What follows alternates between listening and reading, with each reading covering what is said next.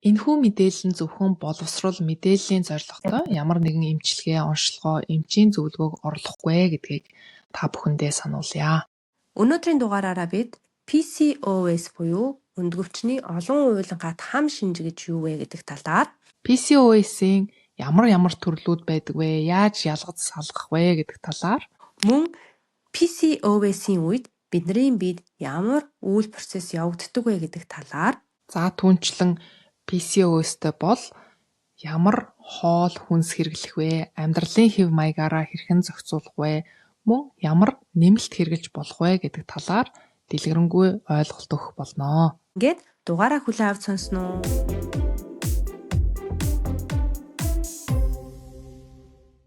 Сайн байцгаана уу сонсогчдоо, та бүхэндээ энэ өдрийн мэндийг хүргэе. Шимтэй яриа подкастын дараагийн дугаар эхлэхэд бэлэн боллоо. За ингээд инх цолигчгаа урьж байна. Сайн уу инх цолигчээ? Сайн уу намаа. Өнөөдрийн дугаарыг хүлээн авч сонсож байгаа бүх хүмүүстээ энэ өдрийн мэнд хүргэе. За баярлалаа. Сонь сайхан юу байна да? Сонь сайхан гэвэл ойртоо нэрээ манай энд амьдарч байгаа газар Лондонд өчигдөр гинтхэн хавар хүрээд ирсэн. Хавар болж байгаа юм шиг. Тэгээд баг 2026 он гараад зогсолтгүй өдөр тутам бороо орсон. 1 сар үргэлжлүүлээд тэр нь бүр мэдээгээр гараад анх удаага ингээд бүтэн сарын турш зогсолтгүй бороо орж ийн гэд. Тэгээд нэг тийм онцгүй өвөл болсон чинь өчигдөр гинтхэн гоё нар гараад тэгээ гараад алхсан чинь нөгөө ийм cherry blossom гэд гоё моднууд ингэ цэцгэлээд гүлгэлөөд айгуу гоё хаврын уур амьсгал орсон байсан. Тэгсэн чинь бас хүмүүс хүүшээ энд итгэж болохгүй шүү. Англид доо худлаа шүү. Гинтхэн хавар болсноо буцаад өвөл олчдээ шүү. Өвлийн хуцаа бити далд хийгээрээ нөгөө joke болгоод нэгэнтэйгээ яриад тэгээд энд гоё хаврын уур ямар ч гэсэн ороод ямар ч гэсэн өдөр уртсан. Тэгэхээр нэг тийм сэтгэл санааны хувьд ч гэсэн дагаад хавар ирж байгаа шүү гэдэг нэг юм гоё догтлолтой. Тийм гоё байна. Чамаар сонь сайхан юу байна? Тайван байна да. Хичээл эхэлчихсэн. Хичээлдээ явж гин. Сая бид нар чи одоо цагаан сараа тэмдэглэсэн шүү дээ, тий. Тэгээ цагаан сарын гол утга учир чин хаврын баярыг угтж байгаа. Өвлөө өнтөө даасныг одоо айл олноороо, хотол олноороо тэмдэглэдэг баяр байгаа. Тэгэхээр бид нар яг ингээд өвлөө давсны баярыг тэмдэглэсний дараагаар гоё хавар болоод дулаарж байгааг харахад бид нар бас үнэхээр гоё зурхаатай маа гэж бодлоо. Бид хоёрын нөгөө дугаар урьдчилж бичигдээд тэгээд 3 дугаар сард цацагдах бах тий нэмэ. Тэгэхээр бид хоёр ингээд цагаан сар мар гэд ярьж байгаа бол урьдчилж хугацааны хувьд бичигдсэн учраас энэ талаар бид хоёр ярьж байгаа шүү. Тийм шүү гэж. За тэгэхээр хоёулаа энэ бүлгэрээ дандаа дааврын тухай ярьж байгаа тий. Тэгэхээр өнөөдөр хоёулаа бас нэгэн одоо чухал сэдвийн талаар ярилцахаар бэлтгэсэн байгаа. Тэгэхээр хоёулаа сэдвээ танилцуулах уу? За тэгэхээр бид хоёр энэ удаа товчоор PCOS гэж хэлдэг. Polycystic ovary syndrome-ийн талаар ярихаар бэлтгэсэн байгаа. Яагаад гэвэл маш олон эмэгтэйчүүд PCOS-тэй мөртлөө энэ талаараа огт мэддэггүй, үүнээсээ болоод одоо шинж тэмдэг нийлрээд байгаа ч гэсэн яг юу болоод байгаагаа ойлгодгүй учраас энэ тал дээр баг ч гэсэн мэдээлэл хүргэх зорилгоор энэ сэдвийг сонгосон байгаа. Монголоор энэ PCOS-ыг яг юу гэж монгол хэл дээр явж байгаа вэ? За PCOS-ыг монгол хэлэн дээр өндгөвчний олон уйланхаат хам шинж гэж нэрлэж байгаа. За энэ одоо хам шинж нь ихэвчлэн нөхөн үржихуйн насны эмэгтэйчүүдэд тохиолддог дааврын болон бодисын солилцооны зохицуулалт алдагдсанаас үүсдэг ийм хам шинж юм байна. За PCOS гэдгийг бид нар ойлголт авъя гэх юм бол за нэгдүгээр PCOS-ийн онцлог нь өндгөн эс тогтмол боловсрч гадагшлах процесс алдагдах буюу бидний одоо энгийнээр тайлбарлах юм бол сарын тэмдэг алдагдах.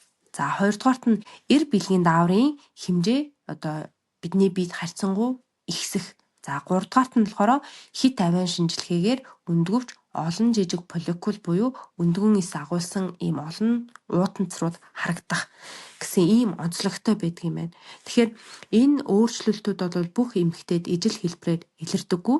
Одоо саяны хэлсэн энэ 3 зүйл. За зарим одоо хүнд болохоор сарын тэмдэг жигд бус болох ийм байдал илэрдэг болвол за зарим хүмүүст нь болохоор батга их гарах, нүүр болон биеэр үс ихсэх, за тэгээд толгой үс унах зэрэг одоо энэ андроген гэж нэрлэгддэг эр бэлгийн дааврын ихтлийн одоо энэ шинж тэмдгүүд илүү их илэрдэг. Тэгэхээр бид нар PCOS гэдгийг зүгээр л нэг өндгөвчний одоо тий уйланхаа үүссэн олон уйланхаатай байна гэсэн ойлголтоор хязгаарлахгүй, харин бүх биеийн дааврын зохицуулалт болон бодисын солилцоотой холбоотой ийм хам шинж байх нэ. Тэгэхээр олон эргэтэн тогтолцоонд одоо илэрдэг энэ өвчин учраас бид нар хам шинж гэж нэрлэдэг юм байна.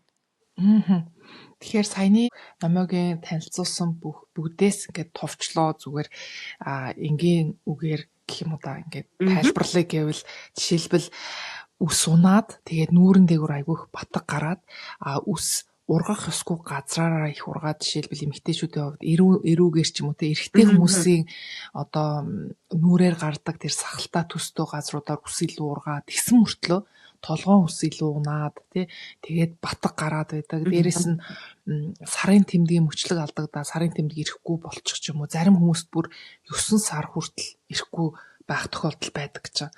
Энэ шинж тэмдгүүдээр нь авч үзээд за PCOS байж магадгүй гэд эмчт хандах нь байна. Зөв үү?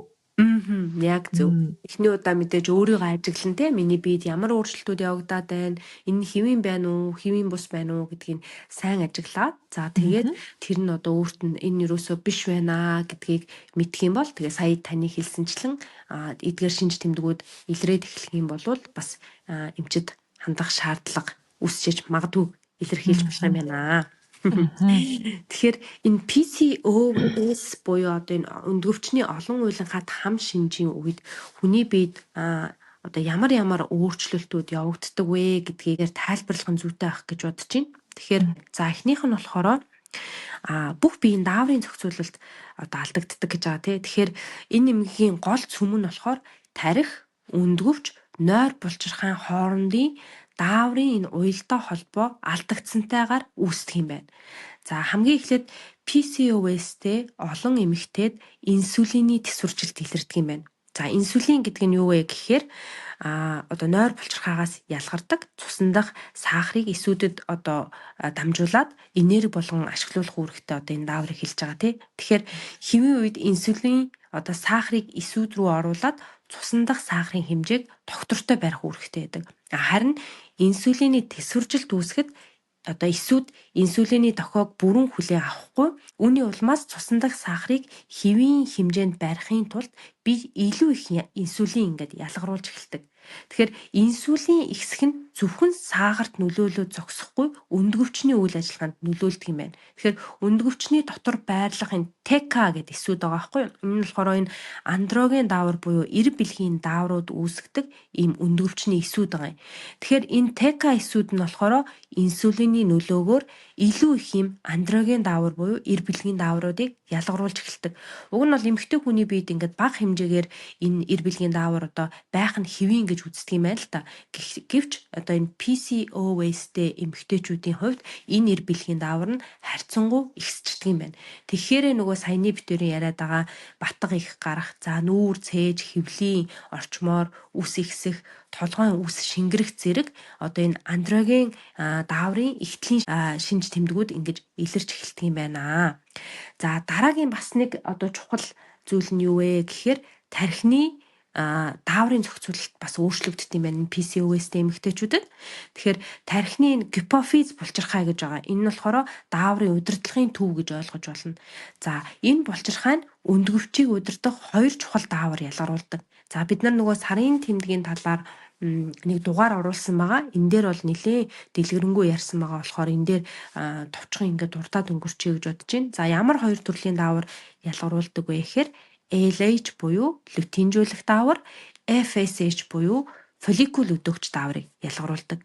За уг нь бол ингээ хэвийн үед одоо эмэгтэй хүндтэй эдгээр даавар ингээ тэнцвэртэйгээр ялгараад ажиллаад тэгээс хар бүр одоо нэг фолликул давмгаалаад энэ нь боловсроод одоо бид нар сарын тэмдэг ирэх за эсвэл одоо жирэмслэх энэ боломжийг нь олгож байгаа тий. Гэтэл PCOS-тэй эмэгтэйн хувьд энэ LH болон энэ FSH гэдэг дааврын харьцаа нь алдагдах нь элбэг байдаг. Ялангуяа LH гэдэг даавар нь ихсчдэг. За үүний үр дүн болохоор өндгөвчөнд юм олон жижиг фолликул зэрэг хөгжиж эхлээд эдгээрийн аль нь ч ингээ бүрэн давмгаалж чаддгүй юм байна. Бид нар нөгөө сарын тэмдэг дээр ярьсан тий мөрчлөгийн их үед энэ FSH гэдэг одоо даавар өндгөвчөнд очих үед ганцхан өндгөн эснийг шууд очиод ингээ сонгочдоггүй. Харин ийм боломжтой хит хитэн өндөн эсхийг одоо зэрэг одоо сэргээгээд хөгжүүлж эхэлдэг. Идэвхжсэн өндгөн эс бүрийг тойроод энэ фолликул гэдэг юм бүтэц үүсдэг гэж байгаа. Тэгэхээр энэ фолликул гэдэг нь болохоор өндгөн эсхийг хамгаалаад тижэл өгөөд зогсохгүй одоо өөрөө ийм даавар ялгаруулдаг ийм амьд бүтэц байгаа шүү дээ тий. Тэгээ эдгээрээс нэг нь ингээд шалгарч үлдээд тэгээд тэндээсээ овуляц явагдаад жирэмсэн болох эсвэл одоо сарын тэмдэг гадагшлах энэ үйл явагдаж байгаа. Тэгэнгүүт PCOS-тэй эмэгтэйчүүдэд болохоор энэ олон жижигэн фолликулууд нь үүсчдэг мөртлөө нэг нь давмгаалж чадахгүйгээсээ болоод овуляц явагддаг юм байна. Тэгээ овуляц явагдахгүй болохоор одоо жирэмслэхгүй байх сарын тэмдэг алдагдах энэ тохиолдлууд бас байдаг юм байна. Тэгэхээр PCOS гэдэг нь болохоор инсулин, андроген буюу одоо эр бэлгийн дааврууд, тархи өндгөвчний дааврын зохицуулалт хоорондоо одоо харилцан нөлөөлж энэний зохицуулалт алдагдсанаас үүсдэг системийн эмгэгээ гэж ингэж тодорхойлдог юм байна. Ойлгомжтой тайлбарлаж чадваа яа? Маш ойлгомжтой. Тэгэхээр цаанаасаа юм олон юмыг хамарсан учраас одоо энэ PCOS-тэй хүн яг өвчнөө онцлуулахад маш хүндрэлтэй болдог. Тийм болохоор цаанаасаа олон улсын хэмжээнд 2023 онд яг evidence based өөрөөр хэлбэл судалгаа шинжилгээнд дээр суурлаад яаж энэ PCOS-тэй байгаа эсхийг нь олж мэдэх вэ гэд удирдамж цаанаас нь гаргачихсан байдаг. Тэгэхээр бид хоёрын ярьж байгаа танилцуулж байгаа зүйлс маань дандаа юм нөгөө evidence based буюу одоо орчин үед яг юу гэж үзэж байгаа, дүгнж байгаа вэ гэдгийг уншиж судлаад ингээд та нартаа хүргэдэг. Тэгэхээр энэ одоо энэ удирдамж дээр юу гэж PCOS-ыг ангилсан байдаг вэ гэхээр дөрвөн төрлийн дотроо дөрвөн төрөл байна гэд ангилсан байна. Тэгэхээр ямар төрөл байгаа вэ гэхээр хамгийн эхнийх нь болохоор сая номогийн яг тайлбарсантай холбоотойгоор хамгийн эхнийх нь болохоор инсулинтай шууд дандаа холбогдоод явчихж байгаа. Инсулины нөгөө дүжрэл үүсцэнтэй холбогдсон PCOS гэж явж байгаа. Өөрөөр хэлбэл бидний нөгөө бид үүсэж байгаа инсулин гэдэг энэ дааврыг эсүүд ингээд танихаа болоод хүлээж авахгүй болчиход байна. Тэгэхээр энэ үед үүсдэг PCOS. Онцлог нь болохоор бид шинжилгээ хийлгээд үзэхэд инсулины хэмжээ дандаа өндөр гардаг. Ингэснээрээ буцаад жин нэмэхтэй их амархан. Тэгээ хоол идсний дараа огцом нойр хүрдэг. Тэгээ дээрээс нь чихрийн хорхойсол маш өндөр байдаг. Сарын тэмдэг алдагддаг. Тэгээд тестостерон дааврын нөгөө эр дааврын хэмжээ нэмэгддэг. Тэгээ яг үндсэн шалтгаан нь болохоор инсулины эсрэгүүцэл, тэгээ цусан дах сахарын хэлбэлцэл. Тэгэхээр магадгүй зарим эмэгтэйчүүдийн хувьд PCOS гэхээр зөвхөн өнд өвчтэй холбож үзээд миний өнд өвчөнд уйлахаа үүссэн, миний өнд өвчөнд ямар жижигхэн цэврүүнүүд үүссэн байна гэж бодоод яваад. Гэтэл энэ цаанаа бүр нөгөө бодисын солилцоо гэдэг номоос сая сайхан хэлсэн шүү дээ. Тэр инсулины эсрэгүүцэлтэй холбоотой байдгийг энэ удирдамж дээр ингээ сайхан нөгөө дөрвөн ангилахтаа гаргаад хэлээд өгсөн ба. Хоёр дахь нь болохоор inflammatory PCOS гэж. Энэ нь болохоор өрөвсөлтэй холбоотой үүдэж бий болсон PCOS. Ямар шинж тэмдэг байдаг вэ гэхээр архаг өрөвслийн шинж байгаад байдаг. Бид ер нь өрөвсөл өндөр байна гэсэн үг. Тэгээд их ядарч суулдаг, арсны асуудал үүсдэг, гидсний асуудал үүсдэг. Тэгэхээр нөгөө шинжилгээ хийлгээд үзэхээр өрөвсөл өндөр байгааг илэрхийлдэг CRP гэдэг энэ маркерын үзүүлэлт нь айгүй өндөр гараад идэг. Тэгээд ямар шалтгаанаар ийм болчтой юм бэ гэхээр нөгөө гидсний ашигтай бичил битүүдийн тэнцвэр нь алдагдаад тэрнээс үүдэлтэй байж болно. Эсвэл хоолны харшил, архаг стресс, эсвэл хэд боловсруулсан хүнс байнга хэрэглээд байхааргүй биег өрөвссөн хэлбэрт оруулаад тэгээд чи бит хоёроо энэ талаар бүр тусдан дугаар бэлдэж нөгөө ихний сизон дээр оруулж исэн тийм юм аа. Хэд боловсруулсан хүнс гэж юу вэ гэд тийм. Тэгэхээр энэ бас PCOS үүсгэхэд нөлөөлдөг. За тэгээд 3 дахь ангилалд нь болохоор нөгөө бөөрийн дээд булчирхайтай холбоотой, өөрөөр хэлбэл стресстэй холбоотой ийм PCOS гэж байгаа. Онцлог нь болохоор архаг стресстэй явснаар байнгын стресс ихтэй өндөр одоо бид үүсээд байгаа тэр стрессийн даавар нь их байгаад байхаар бас энэ PCOS-ыг үүсгэх боломжтой. Яг тэгвэл энэ бүх дааврууд өөр хоорондоо маш холбоотой байдаг. Тэгээд нэг нь тэнцвэр нь алдагдангууд нөгөөдүүлдээ нөлөөлөд явчихдаг учраас. Тэгээд дээрэс нь нойр муу их явснаас болж болно. Тэгээд энэ PCOS-ийн нэг онцлог нь болохоор илүүдэл жинтэй хүмүүст айгүйх тохиолддог. Гэтэл яг энэ 3 дахь ангилалд багтж байгаа шалтгаан нь болохоор би энэ яг хэвийн жинтэй бүр тэгж ярих юм бол нэлээд тийм туранхай талдаач гэсэн PCOS-ийн шинж тэмдэг нь илрээд авах боломжтой. Тэгээ шалтгааныг нь аваад үзэхээр нөгөө кортизолын тэнцвэр нь алдагдаад архаг стресс үүссэнтэй холбоотой гэж үздэг.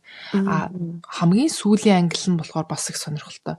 Жирэмслэлтээс хамгаалах эм хэрглэж байгаа. Гинтхэн зогсоонгууд тэрний дараа илэрдэг. Сонин байгаас тэгээ онцлог нь болохоор энэ дааврын эмээ шууд зогсоосны дараа сарын тэмдэг ирэхгүй удах, батга ихсэх, тэгээд тестостерон даавар ихсэх гэд ийм шалтгаануудтай. Тэгээд дааврын тэнцвэр нь түр хугацаанд алдагдаж байгаатай холбоотой. Тэгэхээр энэ болохоор байнга үргэлжлээд байна гэсэн үг биш. Түр зургийн шинжтэй болохоор бас учиртай байгаа. Тэгэхээр энэ дөрвөн төрлийг болохоор албан ёсны онцлогооны ангилал биш. Гэхдээ ерөнхийлөөд ингээ харахаар ийм дөрвөн төрөл бас байж болох юм а гэд энэ нөгөө эмчилгээнийхээ стратегийг гаргахын тулд ингээ ашигладаг ийм ерөнхий дөрвөн төрөл. Тэгэхээр магадгүй энийг сонсож байгаа хүмүүст яаж тусалж болох вэ гэхээр минийх нэг ийм нас болсон байж магадгүй те. Би одоо сүүлийн үед 1 жилийн үеч гэдэг архаг стресстэй явсан, ажлын хувьд дарамттай явсан ч гэдэг юм уу. Аль эсвэл хувь хүний амьдралд юу ч тохиолдсон байж болно шүү дээ. Энээс болоод энэ үүссэн байна. За аль эсвэл бол би нэрээ жирэмснээс хамгаалах юм ууж агаад гинтхэн зогсооцсон чинь над дээр ингээд илэрсэн шүү дээ ч гэдэг юм уу те. Тэгэхээр нөгөө өөрийгөө ойлгоод ийм учраас надад PCOS үүссэн байх магадaltaй юм байна гэж ойлгож авахд яг энэ дөрвөн ангилал хэрэгтэй байж магадгүй юм. Тэгэхээр PCOS бол ерөөсө ганцхан шалтгаантай өвчин биш байх нь шүү дээ тий. Өөрөөр хэлэх юм бол за энэ л зүйлээс боллоо гэж хэлэх одоо боломжгүй. Яг янз бүрийн шалтгаантай яж болох нь удамшлын байдал байж болно. За дааврын зохицуулалтын алдагдал байж болох нь тий. Тэгээ бодисын солилцооны өөрчлөлтүүд байж болно. Тэгээ орчны нөлөө, амьдралын хэв маяг, идэж ууж байгаа хоол хүнс гээд энэ бүхэн нийлжээж одоо тий олон юм хүчин зүйлийг хамарж иж илэрдэг юм хам шинж байх нь. Тэгээ олон улсын тойм судалгаануудын дүнгээр харахаар нөхөн өрчгөн насны эмэгтэйчүүдийн ойролцоогоор 8-аас 13% нь PCOS-ийн одоо шалгуурыг хангадаг гэж тогтоосон байт юм байна. Тэгэхээр энэ тооноос харах юм бол дунджаар 10 эмэгтэй тутмын бараг нэг нь PCOS-тэй байж болцсошгүй гэж үзэж байгаа. Тэгэхээр тархалтын хувьд бас нэлээд өндөр тархалттай байна гэд би харж исэн. PCOS-ийг ингээ ганцхан лабораторийн шинжилгээгээр бас онцлох боломжгүй байт юм байна. Тийм болохоор нэлээд одоо урт хугацаа зарцуулдаг. Тэгэхээр олон төрлийн шинжилгээ хийж үзэх эмчтэйгээ олон удаагийн уулзалтын үр дүнд ингэж онцлдог бас юм жоохон төвөгтэй юм байна л та. Тэгэхээр олон улсад хамгийн им өргөн хэрэглэгддэг энэ Роттердамын онцлогооны шалгуур байдаг юм байна. Энэ шалгуур нь болохоор 2003 онд анх батлагдаад одоо ч гэсэн одоо энэ клиник тийм практикад ингээд түгээмэл ашиглагдаад явж байгаа юм байна. Тэгэхээр энэ Роттердамын шалгуурт болохоор нийт 3 үзүүлэлтийг авч үздэг бөгөөд тэндээс 2 нь илэрсэн байх юм бол одоо бас одоо энэ PCOS байж болцшгүй гэж үздэг юм байна. За гэхдээ энэ 3 одоо тий үзүүлэлтийг хэмжиж үзэхээс өмнө хид хідэн өвчнийг үгүйсгсэн байх шаардлагатай юм байна. За ямар өвчнүүдийг үгүйсгсэн байх шаардлагатай байдаг вэ гэхээр нэгдүгээр тухайн одоо шинж тэмдэг илэрсэн хүнд нэгдүгээр бамбай булчирхай эмгэг байхгүй гэдэг нь үгүйсгэлдсэн байх хэрэгтэй юм байна. За пролактин ихсэх одоо эмгэг бас байхгүй гэдэг нь тодорхой болсон байх хэрэгтэй юм байна. Бөөрийн дээд булчирхай эмгэгүүд байхгүй байх шаардлагатай юм байна. За мөн андроген буюу одоо тэр эр бэлгийн дааврын ялгаруулдаг юм хавдар байт юм байл та. Энэ хавдаргүй гэдэг нь тодорхой болсон байх шаардлагатай юм байна. За зарим тохиолдолд төрөлхийн бөөрийн дээд булчирхай гиперплази байх байхгүй гэдгийг бүгдийг ингээд эмч болон шинжилгээгээр үгүйсгэснийхээ дараагаар энэ Роттердамын шалгуурыг хийж үзэх хэрэгтэй юм байна. Тэгэхээр айгүй их юм болж байгаа зү. Харин Энэ бүх тийм өвчнийг оншоо үгүйсгээд, тогтоолох оншийн гэж. тогтоолгоод явж яагаад эднэр биш гээд ирэх юм бол эргээд нөгөө PCOS-ээ одоо энэ байж магадгүй байна гэж үзээд шалгуур хийж үзэх юм байна. За шалгуур нь болохоор 3 шалгуур байдаг гэсэн тий. Тэгэхээр ямар 3 шалгуур байдаг вэ гэхээр нэгдүгээр овуляцийн алдагдал. За энэ нь болохоор сарын тэмдэг 35 хоногоос их одоо мөчлөгтэй, урт мөчлөгтэй болох за жилд 8-аас цөөн тоогоор сарын тэмдэг ирэх. За эсвэл олон сар ерөөсөө огт ирэхгүй байх. Эсвэл ингээд нэлээд алдагдаад идэв ч тий 2 сар ирэхгүй байж байгаа л 1 сар ирээл гих мэтчлэн одоо шинж тэмдгүүд илэрх юм бол энэ нэгдүгээр шалгууртаа орчд юм байна. За хоёрдугаар шалгуур нь юу байдаг вэ гэхээр андроген нэгтэл буюу одоо түрүү чи хэлээд байгаа эрэгтэй даавар тий ихсэх байдал. За энэ нь болохоор бас дотроо 2 аргаар илэрч болд юм байна. Эхнийг нь болохоор клиник илрэл гэдэг юм л да нөгөө гадаад шинж тэмдгээр нь тодорхойлдог. Энэ нь болохоор батга их гарна, нүүр, цээж, хөвлийн орчмоор үс ихсэх, за мөн толгойн үс шингэрэх гэсэн энэ шинж тэмдгээр илэрдэг юм байна.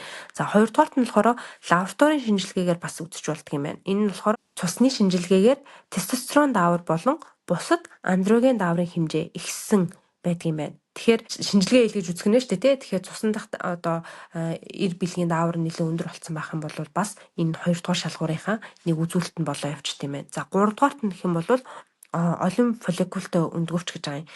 Тэр нь болохоор нөгөө хит авийн шинжилгээ байдаг шүү дээ. Тэрүүгээр ингээд үзэхэд өндгөвчний зах хэсэгт 2-9 мл хэмжээтэй олон жижиг фолликул одоо игнэн байрлсан юм байдал харагддаг юм байна. Тэгэхээр энэ 3 шалгуураас 2 нь илэрж явах юм бол бид нар энэ PCOS байх магадaltaй байна гэж бас ингэж дүгнэдэг юм байна. Тэгэхээр PCOS гэдэг энэ нэрэнд нь бас учир дутагдал байна гэж яригадаад байгаа сүүлийн үед. Яагаад тэгэхээр PCOS гэдгийг задлаад хэлээд үзэхээр polycystic ovarian syndrome гэж байгаа. Тэгэхээр ovary буюу одоо ингээд өндгөвчтэй шууд холбоод нэрлэлчихсэн. Гэтэл энэ зөвхөн өндгөвчтэй холбоотой биш. Цаана жишээлбэл инсулинтай холбоотой байдаг. Цаашаага энэ даавруудтай холбоотой шалтгаанууд нь тий. Тэгэхээр зөвхөн өндөвчтэй холбочоор эмэгтэйчүүд жишээлбэл юу гэж боддог вэ гэхээр би энэ өндөвчний асуудалтай юм байна. Зөвхөн өндөвчний талаас нь хараад өндөвчний тал дээр нь арга хэмжээ авчвал болчих юм байна гэж боддог. Гэтэл инсулины дүжрэлтэй байгаад PCOS-тэй болсон бах юм бол энэ амьдралын хэв маяг авж байгаа өдөр тутамдаа авж байгаа арга хэмжээ тэгээ хоол унднаас маш их хамааралтай байдаг. Тэгээ би нодлон жил чихрээ таныгээд лайваар хичээл заадаг юм би нэг сургалт явуулсан байхгүй юу? Тэр сургалтын дээрээ бас PCOS-ыг оруулж өгч ярьсан. Яагаад тэгэхээр энэ эмэгтэйчүүд маань урьдчилан сэргийлэх арга хэмжээ сайн авчих юм бол өөрөөр хэлбэл хит өндөр боловсруулсан хүнсээ багсгаад тий сахартай хүнсээ багсгаад тэгээд дасгал хийгээд эрт сайхан унтаж амраад ингээд ах юм бол PCOS-с урьдчилан сэргийлэх боломжтой. Тэгээд тэр сургалтад маань нэг эмэгтэй бас хамрагдсан. Тэгээд илүүдэл жинтэй тэгээд бас PCOS гээд онштой гэжсэн. Би тэгээ аль болохоор л хоол хүнсээрээ сайн зохицуулахыг хичээгээсгээ тэр талаарс нь бас нэлээд сургалтандаа танилцуулжсэн байхгүй. Тэгэхээр энэ нэрэн дээр аваад үзэхээр PCOS нэр нь угаасаа ингээд төөрөгдөл үүсгээд те зөвхөн өндөвчтэй холбоотой л энэ чинь асуудал гэсэн энэ бодлыг хүнд төрүүлчихэж байгаа хөө нэрнээсээ. Тэгээд энэ тал дээр бас одоо ажилтдаг хүмүүс нэрийг өөрчлөе гэдэг айгүйх санал гаргаад байгаа юм билэ. Би ингээ PCOS-ийг баг ингээд сүүлийн 2-3-7 хоног уншлаа л да. Тэгээд хүмүүстэй яриад ярьж байгаа сэдвээ ингээд нөгөө монгол хэл рүү зөв ойлгомжтой ярихын тулд ингээд ойр дотны хүмүүстэй ярина штэ эхлээд би болохоор тэгдэг байхгүй юу. Тэгээд найзуудтай яриад хамаатныхаа ихч нарт ингээд яриад дүүнэрт бас ингээд ярьсан чинь манай нэг ихч тэгнэ. Үгүй одоо тэгээд ингээд сүүлийн үед чинь энэ өвчлөл гэдэг юм чи яасан ч их болцсон бид нарыг жоохон байхад бидрийг залуу байхад юу PCOS мэс тийм өвчин ерөөсөө байгаагүй тийм мэддэггүй одоо бүр ерөөсөө юмд л бол ингээд өвчин гэдэг болчихжээ гэж тэгж байгаа байхгүй юу. Тэгээд яг уу мэдээж тийм мэдрэмж хүн болгон төрж болно. Яагаад PCOS ингээд сүүлийн үед нилээн одоо тий ихсэн юм шиг харагдаж байгаа вэ гэхээр нэгдүгээр онцлогоо сайжирсан. Энэ Роттердамын шинжилгээний арга маань өөрөө 2003 онд боловсруулагдсан. Тэгээд түрүүчийн инх цуглагчийн ярьсан нөгөө гайдлайн шүү дээ тий тэр чинь бүр 2023 онд ингээ удирдамжинд гарсан байгаа байхгүй юу. Тэгэхээр нэгдүгээр онцлогоо сайжирсантай холбоотойгоор ингээ бид нарт одоо нэг ихсээд байгаа юм шиг мэдрэмж өгч байгаа. За хоёрдугаар гэх юм бол та бас яриад байгаа тий нөгөө инсулин төсвөржилттэй холбоотойгоор энэ шалтгаантай энэ PCOS бас байдгаа гэд. Тэгэхээр дэлхийд даяар сүүлийн үед бол нөгөө илүүдэлжин тий тархалт маш их нэмэгдэж байгаа. Тэгээд хоол хүнсний асуудал бас яригдж байгаа тий түрүүн битээр ярьсан хэд боловсруулсан хоол хүнс бол одоо сүүлийн үед бол бүр маш их болж байгаа. Тэрний хэрэглээж гисэн дэлхийд даяар хүн амын дунд их болж байгаа. Тэгэхээр үүнээс шалтгаантай бас PCOS ингээд бас нэмэгдэж байгаа. За дараа нь гэх юм бол нөгөө амьдралын хэв маягийн өөрчлөлт байгаа тий. Тэгэхээр хөдөлгөөний идэх нэлээд буурсан, нойрны чанар одоо буурсан тий. Тэгээ дээр нь архаг стресс нэмэгдсэн. Үүнтэй холбоотойгоор бас PCOS айгүйх онцлогдож одоо тэрний одоо тий тархалт нэмэгдэж байгаа юм шиг мэдрэмж өгж байгаа. За нөгөө талдаас судалгаа тий их мэдээлэл одоо нэлээд нэмэгдэж байгаа. Тэгэхээр өмнө нь бол олон эмэгтэй сарын тэмдэг одоо жигд бус байх, батхтай, үсэгтэй байх үед байсан ч гэсэн үүнийг нэг тоохгүй тий за хэвэн юм байна гэж боддог гэсэн болоод одоо энэ мэдээллүүд маань өөр их тодорхой болоод энэ бол ингээд бүх хүнд ийм байдаг гэсэн үг бас биш юм бэ шүү гэдгийг мэдрүүлж байгаа болохоор ингээд өвчин одоо тийм олон үсэт байгаа юм шиг мэдрэмж төрүүлж байгаа юм болов уу гэж би хувьдаа бодсон. Та энэ тал дээр юу гэж боддог вэ? Зөв ямар хөрхий чи бүр ингээд орчны хүмүүстэй ярилцаад бүр айгүй сайхан бэлдсэн байж тээ. Би бас нэг тиймэрхүү байдлаар гэр бүлийнхэн дээрээ шалгалт өгөх болохоор за чи энийг сонсч удаа гэд ялангуяа нөгөө амар ярих шалгалтныхаа өмнө гэр бүлийнхэндээ ярьж өгдөг байхгүй. Тэгэнгүүт би баг бодоод манай гэрийнхэн баг нөгөө надтай зүг их сургууль төгсөхнэ гэд тээ. Манай охин одоо жоохон мөртлөө бүр айгүй сайн мэдлэгтэй. Одоо янз бүрийн юмны талаар өөрөө ирэхгүй нөгөө мэдлэг нь бүр өндөр болсон. Би заримдаа өөрөө ингээ гайхдаг. Вау. Одоо жишээлбэл гаднаас шууд жимсгэн авч ирээд идэхийн өмнө шууд нөгөө содтой ус руу хийж угааж байгаа тэр нь бүр ингээд дадал болчихсон. Ягаад гэвэл энэ нөгөө хормон дааварт нөлөөлдөг гэдгийг мэддэг болсон. Тэгэхээр тэрэн шиг тэгээд чиний саяны хэлдэг дээр хоёр юм би нэмж хоёр шалтгаан байгаа гэж бодоод байгаа. Ягаад одоо PCOS-ийн талаар илүү их яригадаад хүмүүс мэддэг болсон бэ гэдэг тал дээр болохоор нэгдүгээрт нь эмэгтэйчүүдтэй холбоотой онош тэгэл эмэгтэйчүүдтэй холбоотой энэ бүх асуудал дандаа хойно хоцорч явдаг. Нөгөө нэг гадуурхалт одоо дэлхийд даяараа байгаад байгаа учраас тий гадуурхаж байгаа гэж эмэгтэйчүүдийг хоёрт тавьж байгаа гэдгийг мэдэхгүйгээр энэ нь болохоор илэрч гарч ирээд шүү дээ. Жишээлбэл онош энтер дандаа хоцорцсон эрчүүдийн юмнууд нь арай илүү ч юм уу судалгаанд өмнө нь дандаа эрүүл эрчүүдийг хамруулдаг байсан бол сүүлийн үед эмэгтэйчүүдийг бас хамруулдаг болж эхлэв те. Тэгээ бүр нөгөө санал өгөх те янз бүрийн санал хураахтаа хүртэл эмэгтэйчүүдийг оруулдаггүй байсан гэл те. Бүх юм дээр энэ байдаг ахгүй. Одоо жишээ нь Лондонд ингээл энэ тэнд музей юм уу эсвэл гоё юм гарден ургамлын юм хүрээлэн энтерт явж хахт ч гэсэн тэдэн оноос эхлээд эмэгтэйчүүдийг ийш нь оруулж эхэлсэн ч гэдэг юм уу тий. Дандаа энэ эмэгтэйчүүд юм хоцорч явдаг. Тэр утгаараа бид нартай холбоотой яг ингээд илрээд байдаг тэр шинж тэмдгүүдийг дэлхийд даяараа ингээ хойшин тавьсан байсан. Одоо болохоор арай юм өөрчлөгдөд Аз болоход бидний үед эмэгтэйчүүдийг тэгш ирэх байдал нь нэмэгдэж байгаа учраас энэ талаар илүү сонсогдож байгаа бах гэж боддог. Хоёр дахь бас нэг миний бодож байгаа шалтгаан нь юу вэ гэхээр хотчлтын үед те хүмүүс бөөндөө бөөгнж суугаад амьдраад тэгээд дээрээс нь нөгөө орчны нөлөө гэдэг нь нөгөө бидний идэж хэрглэж байгаа хэд боловсруулсан хоол хүнс усны бохирдол, агарын бохирдол, хөрсний бохирдол тэрийгээрээ дамжуулаад бидний бие рүү орж ирж байгаа тэр хортой зүйлс тэгээд дээрэс нь хамгийн гол нь нөгөө химийн зүйлс химийн бодисууд тэр нь юу вэ гэвэл жимс ногоон дээр цацдаг пестицид те эднэр нь өндөр болчихсон. Тэгээд чипт хоёрын бас өмнө нэг дугаар болгоод ярьсан микропластик буюу бичил хуванцрын асуудал нь бас дааварт нөлөө үзүүлээ. Тэгээд одоо орчин үед энэ төрөл бүрийн энэ ялангуяа эмэгтэйчүүдийн даавартай холбоотой өвчлөл эмгэгүүд нэмэгдээд байгаа гэж би хувьдаа таамаглаж байгаа юм. Тийм байх шүү. Яг олон талаас нь бас тайлбарлаж болохоор байна тий. Тийм. Тэгээд бид хоёр тийм болохоор ч гэсэн яг энэ даавар гэсэн сэдвийг бүр нэг бүлэг болгож аваад тэгээд та бүхэндээ ингээд задлаад боломжоор ойлгомжтой байдлаар тэгээ мэдээж дээр нь судалгаанд тулгуурсан байдлаар ингээд хүргэхийг хичээгээд байгаа. Тэгэхээр та хэд маань бид хоёрын энэ подкастуудыг өөрөө сайн сонсохын хажуугаар хайртай дотны хүмүүстэй, найзтай, эгчтэй одоо тий хайрладаг хүмүүстэй бас ингээд илгээгээрээ тэгэх юм бол бас нэг хайрлаж байгаа нэг илэрхийлэл шүү дээ тий. Эрүүл мэнд гэдэг бол хүний одоо амьдралын бүрс хамгийн одоо номер 1 байх ёстой зүйл гэж би бол хувьдаа боддог. Хүн болгоны үнэт зүйл өөр байр суурьт байдаг бах. Миний хувьд болохоор эрүүл мэнд гэдэг бол нэгд байдаг. Тэгэхээр эрүүл мэндэд нь анхаарсан ямар нэгэн үйлдэл хийн гэдэг маань тэр хүнд бас хайраа илэрхийлж байгаа нэг хэлбэрийн болов гэж боддог. Тэгэхээр та хэд маань бид хоёрын подкастыг бас хайртай дотны хүмүүстэй шеэр хийгээрэй гэж энэ дашрамд хэлье. 100% санал нийлж байна. Ёстой 100%. Эрүүл байгаа хүн маш олон юм хөсч мөрөөддөг те.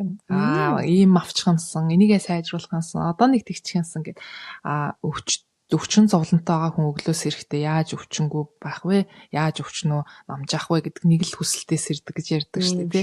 Тэгэхээр гол нь бас нөгөө урьдчилан сэргийлэх арга хэмжээгээ аваад явчих юм бол одоо жишээлбэл PCOS-ийн шинж тэмдэг илэрхийлсэн өмнө урьдчилаа сэргийлэх арга хэмжээ авчих юм бол бид заавал одоо дараа нь арга хэмжээ авах шаардлагагүй тий. Яг тэгвэл нөгөө эрүүл мэндэ хамгаалж байгаа учраас тэгэхээр одоо нэмэ PCOS-ийн шинж тэмдэг илрээд байхад одоо арга хэмжээ авахгүй ингээд орхигдуулчих юм бол ямар үр дагаварт хүргэдэг вэ гэдэг талаар ярилцгаая. За тэгээ. Яагаад вэ гэхээр бид нар ингээд ямар нэгэн зүйл ингээд бүр нөгөө амьдралынх нь хэв маяг гэх юм өдөр тутмын амьдралд нь нөлөөлөхгүй яваад ах юм бол ингээд тоохгүй хойшлуулан яваад ах эрсдэлтэй эдэн шүү дээ. Тэгээ нөгөө хойшлуулж явсаар илүү том асуудал үүсгэх ч юм уу тийм тохиолдол бас илбэг байдаг. Тэгэхээр PCOS-ийг онцлохгүй, эмчлэхгүй яваад одоо урт хугацаанд яваад ах юм бол ямар эрсдэл илэрдэг вэ гэхээр хамгийн нэгдүгээр 2 дугаар хэлбэрийн чихрийн шижин дуртах эрсдэл нь нэмэгддэг байна.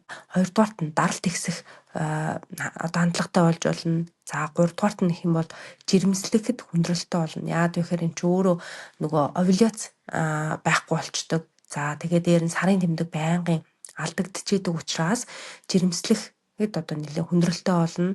За дараагийнх нь болохоор умай салс хит зузаарах эрсдэл үүсдэг. Яагаад вэ гэхээр одоо умай энэ салс бүрхөв зузаараад цусаар ингээд баяжиж эхэлсний дараа ингээд одоо ховхрох гэх юм уу ховхорж ээж ингээд сарын тэмдэг ингээд гарч байгаа штэ тий. Тэнгүүт нөгөө сарын тэмдэг ирэхгүй байгаад ахаар энэ нь ингээд бүр салст нь ингээд хит ингээд зузаараад идэм байна. Тэгэхээр ийм эрсдэл үүсч болно. За дараа нь гэх юм бол сэтгэл зүйн хувьд дарамттай байх, түгшүүртэй болох гэсэн ийм эрсдлүүдийг авчрах боломжтой байд юм байна. Тэгэхээр хэрвээ энэ подкастыг сонсож байгаа эмэгтэй хувьд за эсвэл эргэн тойронд жишээлбэл одоо манай дүүгийн хувьд ингээд сарын тэмдэг айгу алдагдaltaа ирээд байгаа. Тэгээ би сүүлийн үед бүр ингээд ажиглаад байгаа байхгүй юу? За хоёлоо ер нь ингээд ажиглаж агаад болохгүй бол ингээд эмчит заавал хандах шаардлагатай байна гэж ингэж үзээд байгаа. Тэгэхээр энэ шинж тэмдгүүд одоо ажиглагдаад эхлэх юм бол заавал одоо үзүүлэхгүй бол саяны энэ одоо эрсдлүүдийг бас дагуулах юм боломжтой байх нь шүү. Хүн дээр нэмээд бас нэг хамгийн том асуудал юу үүсдэг вэ гэхээр залуу гэр бүлүүд үр хүүхэдтэй болоё гэх тэгэхээр те хүүхэдтэй болж чадахгүй байх нь бас хамгийн том асуудлуудын нэг PCOS-тэй холбогддог те. Тэгэхээр одоо ийм олон үр дагавар авчирдаг учраас хэрвээ ямар нэгэн одоо хүн өөртөө ямар нэгэн шинж тэмдгийг анзаараад мэдчихлээ шүү дээ. Ер нь би PCOS-тэй байж магадгүй юм байна гэж чи манай дүү гэдэг чинь. Тэгэхээр энэ хүмүүс ямар арга хэмжээ бас өөртөө хувьдаа авч болох вэ? Мэдээж эмчид хандах хэрэгтэй, мэдээж оншоо тогтоолох хэрэгтэй. Гэхдээ наан бас өөрөө авах арга хэмжээ ер нь судалгаанд суурьсан ямар арга хэмжээнүүд байдаг юм бэ гэдэг талаар одоо хоёлоо ярилцъя л да. Яагаад тэгэхээр одоо бит хоёр ингээ мэдээлэл хүргэхээр эсвэл би Instagram-аараа, Facebook хуудасаараа мэдээлэл хүргэхээр би яг ингэдэг штэ одоо яах вэ эмчд үзүүлсэн ч гэсэн би үр дүнд хүрч чадсан одоо яах вэ гэсэн асуулт айгүйх гардаг. Тэгэхээр одоо ингээл тэгж асууж байгаа хүнд 2 3 үгээр тэг энийг тэрэг үгээ хэлчих болохгүй тий. Яагаад гэвэл эн чинь хувь хүний онцлог байна. Жишээлбэл PCOS-тэй гэдэг энэ оншийг авсан ч гэсэн тэр хүнийх нь онцлог байна. Ямар одоо орчинд амьдардгийг яагаад PCOS болсон? Одоо олон шалтгаанууд байна гэд хэлсэн шүү дээ. Би дөрвөн шалтгаан. Тэрэнд нь тохирсон ийм одоо эмчилгээ, арга хэмжээнүүдийг авдаг. Манай яг nutritional therapist-ийн энэ хичээл дээр юу гэж заадаг вэ гэхээр ерөөсөө personalized тий. Яг тухайн хүнд тохирсон.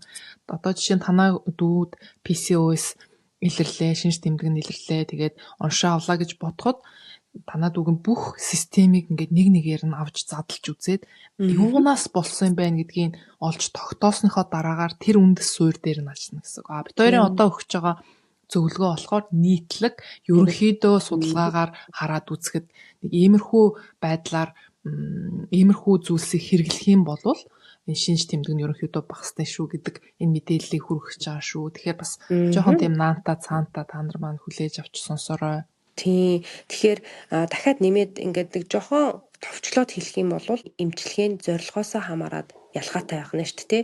Жишээлбэл одоо зарим эмэгтэйчүүдэд эн чинь янз бүрээр илэрж байгаа. Зарим эмэгтэйчүүд зөвхөн сарын тэмдгийг нь алдагддаг гэж болно тий. Тэгэхээр тухайн тэр PCOS гэж онцлогдсон эмэгтэй зөвхөн сарын тэмдгийн одоо жигд болгохын тулд эмчилгээ хийх гэж байгаа юм уу? Эсвэл одоо тий тэрэн дээр нь анхаарах гэж байгаа юм уу? За эсвэл одоо жирэмслэх хүсэлтэй байж болно тий. Тэгэхээр тэрэн дээр нь анхаарсан эмчилгээ хийх гэж байгаа юу? Эсвэл батга үс одоо ихсхийг бууруулах гэж байгаа юу? Бодисын солилцооны эрсдлийг бууруулах уу гэд энээсээ шалтгаалаад бүгд дотроо өөр байдгаа. Тэгэхээр яг саяны хэлсэнчлэн бит хоёрын одоо энэ ярих гэж байгаа зүйл болохоор ерөнхий зүйл гэдгийг бас та бүхэн ойлгоорой. За хамгийн эхлээд болохоор би инсулины төсвөржилтийн талаар ярил зүгээр юм болов уу гэж бодож байна. Та юу гэж бодож байна? Би бас санал нийлж байна. Яагаад гэвэл яг үндсэн гол шалтгаануудын нэг нь тэр учраас. Яг үнэ. Тэгэхээр инсулин төсвөржилтөнд болохоор PCOS-ийн хамгийн чухал юм суурь механизмуудын нэг гэж одоо өнөөдрийн байдлаар үзээд байгаа юм байна. За үүнийг одоо бууруулах хамгийн үр дүнтэй арга бол одоо амьдралын хэв маягийг цогцоор нь өөрчлөх явдал байдаг. Тэгэхээр 2023 онд энэ Австралийн Monash University-гээс тэргүүлсэн энэ олон улсын 39 байгууллагын хамтарсан энэ олон улсын юм гайдлайн буюу удирдамжийг гаргасан юм байна. Тэгэхээр энэ удирдамжид PCOS-тэй эмэгтэйчүүдэд амьдралын хэв маягийн зохицуулалт нь эмчилгээний үндсэн сууринаа гэж тодорхой заасан байдаг. Тэгэхээр энэ амьдралын хэв маягийн зохицуулалт гэдэгт юуг оруулж үзээд байна вэ гэхээр нэгдүгээр хооллолтын чанарыг сайжруулах, хоёрдугаарт нь тогтмол дасгал хөдөлгөөн хийлгэх, гуравдугаарт нь нойрыг докторжуулах, нойрны чанарыг сайжруулах, дөрөвдүгээрт нь жингийн зохицуулалт. За энэ нь бол нөгөө шаардлагатай тохиолдолд гэдгийг бас зүгээр хүлээж ойлгож аваарай. Түрүүн та бас хэлчихсэн те зарим PCOS-тэй эмэгтэйчүүд маань одоо туранхай мөртлөө одоо энэ онцтой байх боломжтой байдаг. Зарим хүмүүс болохоор жингийн илүүдэлтэй тархалттай PCOS-тэй байх боломжтой байдгаа гэсэн мэсэн. Тэгэхээр энэ удирдамжид болохоор шаардлагатай тохиолдолд жингийн зохицуулалт хийнэ гэж ингэж тодорхойлсон мэсэн. Тэгэхээр эдгээр дөрвөн зүйлж одоо анхаарснаар одоо үндсэн энэ эмчилгээний суурь нь тавигддаг юм байна. Тэгэхээр амьдралын хэв маяг гэд ярихаар бид хэд бүгдээрээ мэддэг тий. За нэг эрүүл хооллох хэвээр дасгал хөдөлгөөн хийх хэвээр гэд бүгдээрээ мэддэг. Гэхдээ тэр хэрэгжүүлэлтэн дээрээ жоохон хойшин тавиад яагаад гэвэл гэр бүлийнхээ санхүү дээр анхаарах хэрэгтэй учраас хүн ажиллах хэрэгтэй. Тэгээ ихэнх цагаа ажилдаа зарцуулчаар эргээд нөгөө ядарч орж ирээд эмэгтэйчүүд маань шууд оройн хоолоо бэлдээл тэгэл унтаал маргааш нь буцаал ажилдаа явах болтго тий. Тэгээд хажуугаар нь нөгөө ахуйн амьдралын зөндөө асуудлууд байдаг учраас эрүүл мэнд хойшлогдоод идэг. Тэгэхээр үүнд зөгцсөн ямар арга байж болох вэ тий гэд ингээд бодохоор багаар жижигхэн алхмуудыг хэрэгжүүлж эхлээд тэгээд тэрийгээ цагийн нэмээд багаар тэлээд явах юм бол илүү үр дүнтэй. Жишээлбэл одоо дасгал хийх ямар ч цаг зав боломжгүй хүн байлаа гэхэд ажил дээрээ жишээлбэл юу хийж болох вэ те ажил дээрээ яг 8 цаг үргэлжлүүлээд ширээнийхээ арталт суугаад компьютерийн арталт суудаг хүн байх юм бол ядаж өдрийн хоолоо идснийхээ дараагаар шатаар дээшээгээ өгсөөд ажил руугаа орох ч юм уу те ямар нэгэн байдлаар эсвэл хан түшээд гар дээрээ сунях тэгэхээр нөгөө гарын булчингаа ажилуулж байна. Гэх мэтчлэнгээр ингээд жижигхэн гэлтгүү баг аргуудыг нэмээд хэрэгжүүлээд байх юм бол эргээд нөгөө инсулины дүжирлийг багасгаад эсүүд инсулинд мэдрэмхий болж эхэлнэ. Мэдрэмхий болно гэдэг нь инсулин дааврын өгж байгаа тохиоллыг окей, инсулин даавар бидэнд тохиолдол өгөх гээд байгаа юм байна. Цуснд бий болсон сахарыг энэ эсүүд рүү оруул гэсэн тохиолдол ирж гин. Одоо бид нар ажиллая гэд тий. Эднэр нь сайн ажиллана гэсэн. Хоёрт гэвэл өглөө заавал гадаа алхах хэрэгтэй. Жишээлбэл би өнөөдөр энэ подкаста бичийнхээ өмнө цаг давчуу байсан ч гэсэн яд гүүж гараад нэг 20 минут ч гэсэн алхаадахыг гэл гүүж гараа алхаад ороод ир чинь гадаа бүүдгэр байна. Гэхдээ энэ байгалийн гэрэл бидний нөгөө бид арьсаар дамжуулаад нүдээр дамжуулаад бидний биеийн дотоод цагийг зохицуулж, хэмнэлийг зохицуулж өгдөг. Тэгэх юм бол эргээд бид шүн сайн унтаж амарна. Шүн сайн унтаж амрах юм бол маргааш нь цусны сахарын зохицуулалт сайжран, цусны сахарын зохицуулалт сайжирна гэдэг маань инсулины дүжрлөөс хамгаалах бас нэг арга болчихж байгаа.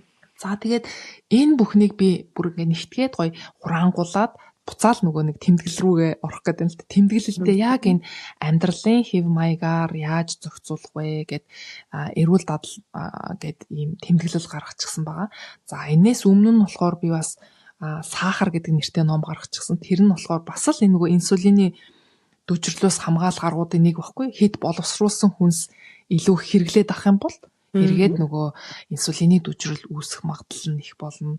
Гликемийн үзүүлэлт өндөртэй тий ингээд боловсруулалтанд хэтэрхий оруулчихсан сахар ихтэй ийм хүнсээр дагнаад ах юм бол бас л PCOS руу төхөөлөд бах нэг тэр шалтгаан болдог учраас тэгэхээр би амьдралын хэв маяг гэд ингээд ярихаар аль болохоор миний хувьд өнөөдөртөө хэрэгжүүлж чадах юм юу байна вэ гэдгийг бодох хэрэгтэй. Тэгэхгүй бол хүний нөгөө дасан зохицсон орчин тэгээл гэр бүлийн ингээ хооллоод нэгэнд тогтчихсон тэр зуршлуудыг эвдэж өөрчлөхөд айгүй хэцүү л дээ. Тэгэхээр гол нь нөгөө надад байгаа нөхцөл боломж юу байна вэ гэдгийг харж байгаа л хашаан дотоороо нэг алхаад тий ядаж алхмаа нэмээд нэг 7000 ч юм уу 4000 алхацчихдаг ч юм уу. Ер нь боломж юу байна вэ гэдгийг харах хэрэгтэй.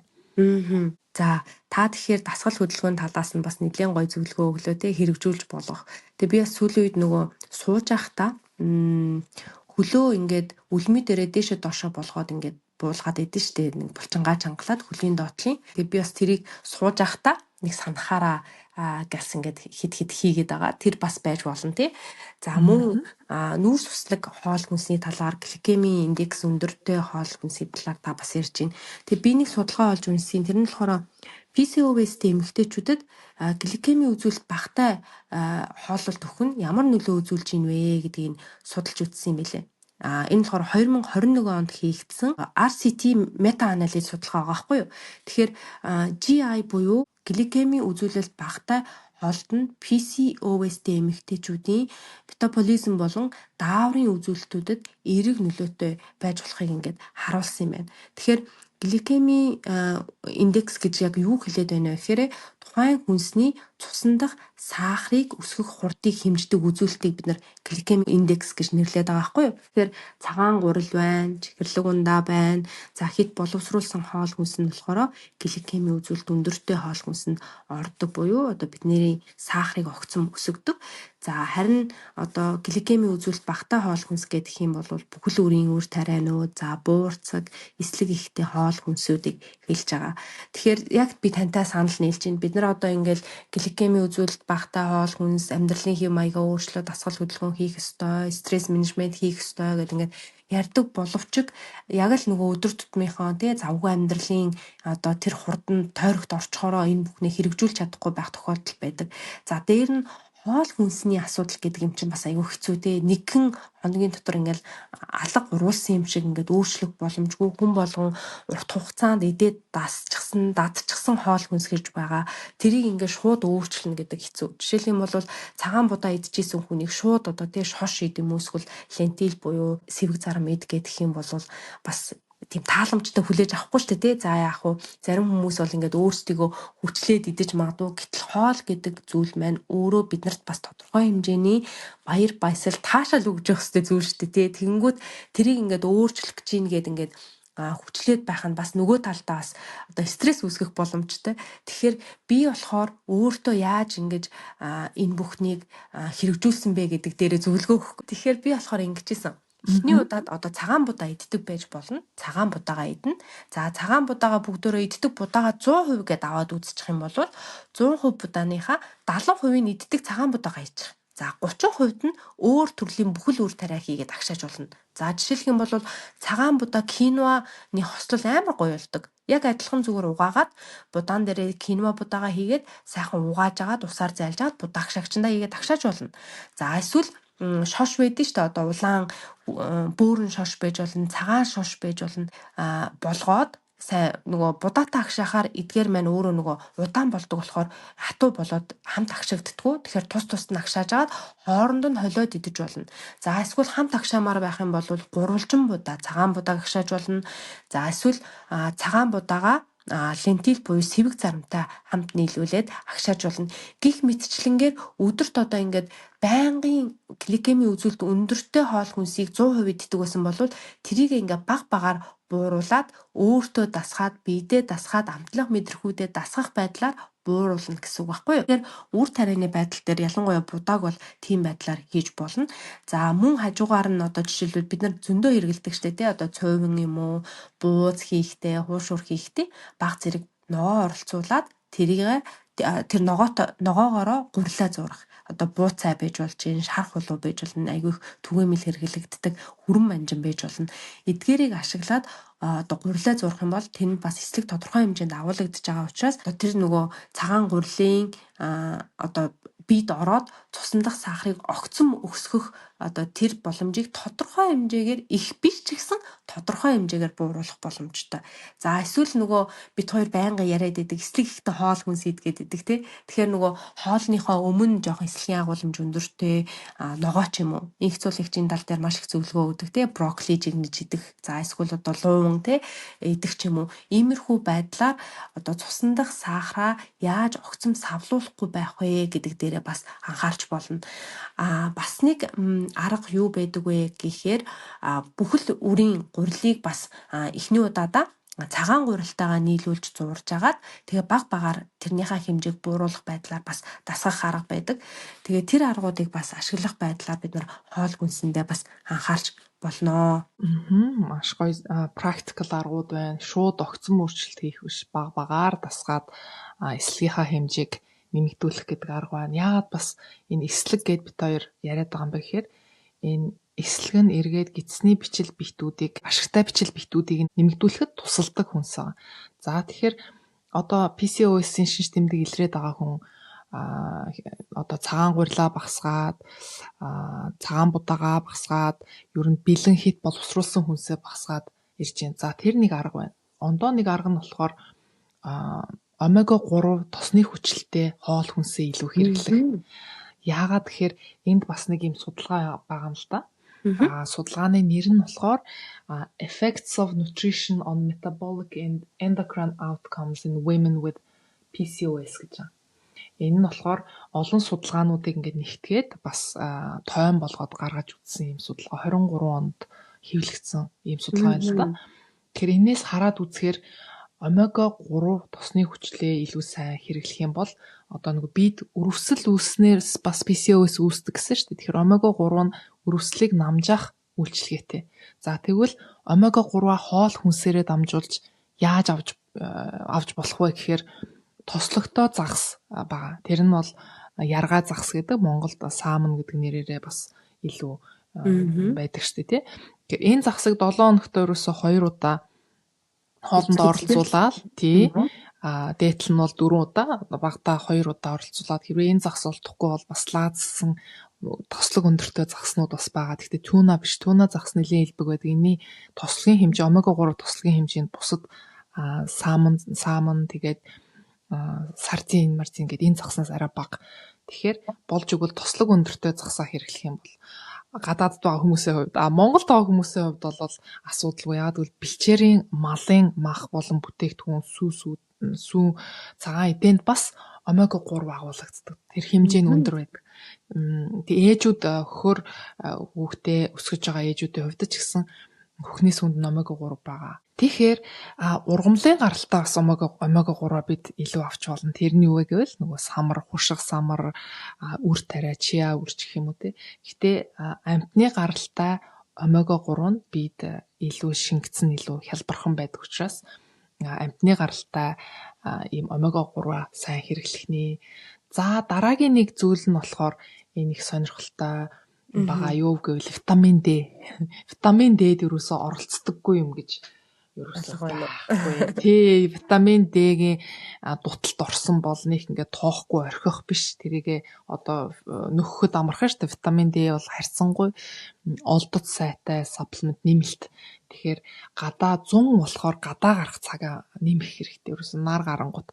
Би одоо яаж байгаа вэ гэхээр өвлийн цагтаа одоо Англид бол өвөл баг нар гарахгүй, нар ерөөсөө байхгүй, банк бороотой тэр үедээ голлож нөгөө гол ажлуудаа амжуулаад нар гарангуут л гадаал гараад бай гэж бодвол энэ цагаа ашиглаад дандаа компьютерийн ард суугаад витамин D-гээ нэмэлтээр аваад ингээд яваад байгаа хөөх. Тэгэхээр энэ судалгааг хараад үзэхээр витамин D-гээ нэмэгдүүлээ. Дээрээс нь омега 3-тай хоол хүнсээ хэрэглээд ингээд авах юм бол бас энэ PCOS-ийн шинж тэмдгийг бууруулах боломжтой гэсэн ийм судалгаа байна. За таних дээр би нэмээд хэлэхэд дараагийн бас анхаарах ёстой чухал шимт бодис нь уурга байгаа. Тэгэхээр PCOS-тэй эмэгтэйчүүдэд бол сахарын савлгаа ихсэх хандлага бас байдаг. Тэгэхээр уурга болохоор яадаг вэ гэхээр бидний биед цатгалан мэдрэмжийг нэмэгдүүлдэг. За сахарын өгцөн мөксөлтийг багасгах нь за мөн булчингийн массыг хадгалахад чухал үүрэгтэй байгаа тий.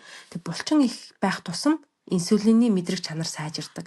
Тэгэхээр уургаар баялаг хоол хүнс гэх юм бол бидний өдөр тутамдаа хэрэгэлдэг мах махан бүтээгдэхүүнүүд байна. За мөн ургамлын гаралтай уург гэх юм бол одоо төрөл бүрийн шош, буурцаг, за төфүү гэх мэт хүнсүүд л бол уургийн сайн их үүсвэр болдог. Тэгэхээр эдгээр хоол хүнсийг бас хэрэглүүл тустай байна.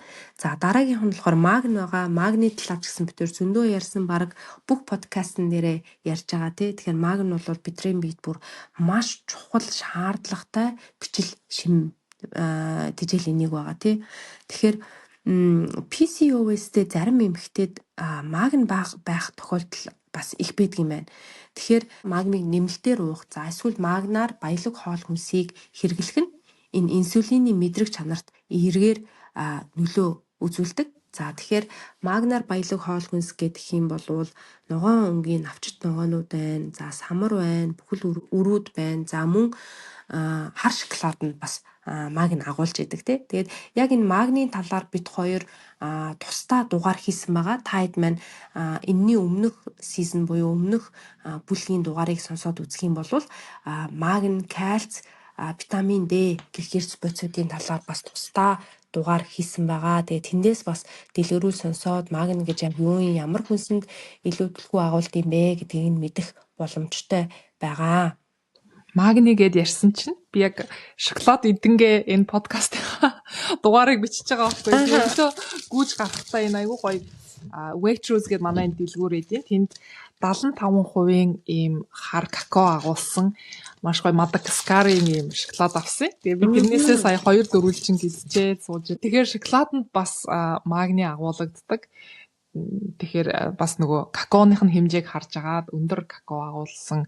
Тэгээ дээрэс нь emulsifiers ороогүй юм гоё шоколад байвал бас хэрэгжилж болно тий. Гоё шүү дээ шоколад.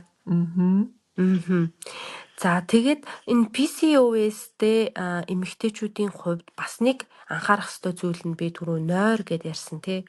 Тэгэхээр бид нар нойрныхоо чанарт сайн анхаарах, нойроо яг ийм тогтмол байлгах нь одоо энэ PCOS-тэй эмэгтэйчүүд бац нэлээд тустай байдгийм байна.